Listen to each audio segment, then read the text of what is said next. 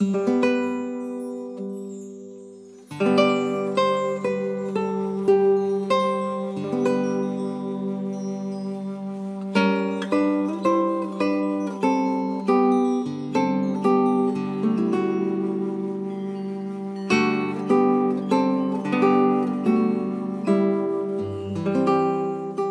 October 1st, 2015, the Spanish government promulgated a law which enables Sephardic Jews to obtain Spanish citizenship.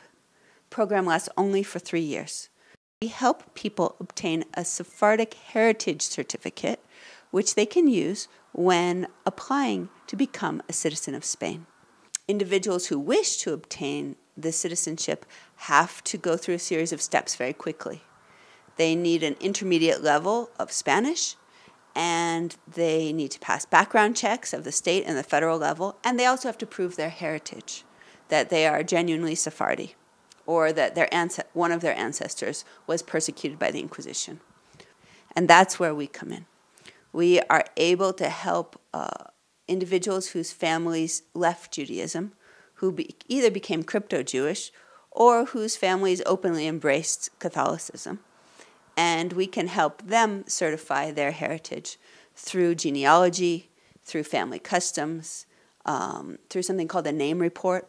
And when they have accumulated enough evidence, then they apply to us, and we read through their applications and either accept or reject them. People scan in their documents, and they send them to us through our website. So we don't physically hold anybody's precious family possessions, but we're still able to see so many of them. So we've seen photographs from the 19th century, wedding pictures, snapshots of relatives from far away. We've seen beautiful ketubas. So what happens after you receive a certificate of Sephardic heritage? Well, you still have to pass an intermediate level Spanish exam, a civics test, which is a citizenship test. You have to have your background checks, and you have to travel to Spain to sign in front of a notario.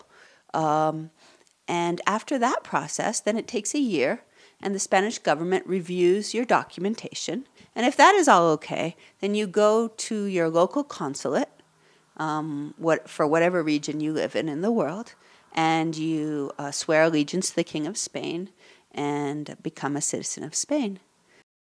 So far, we have accepted about 700 people, about 200 from Venezuela, 200 from Mexico, and about 300 mostly from the United States, but also for individuals all over the world. We've seen an incredible spectrum of experiences, from maintaining Judaism to others who left Judaism and ended up either in New Mexico or in Peru or in Mexico. We see B'nai Converso and B'nai Anusim, which are considered two different groups. B'nai Converso, after 5 generations, are considered to be Christian, meaning that they openly embraced Christianity and were comfortable with the faith and stopped being Jewish. Versus B'nai Anusim, who are individuals who maintain Jewish practice in secret past 5 generations.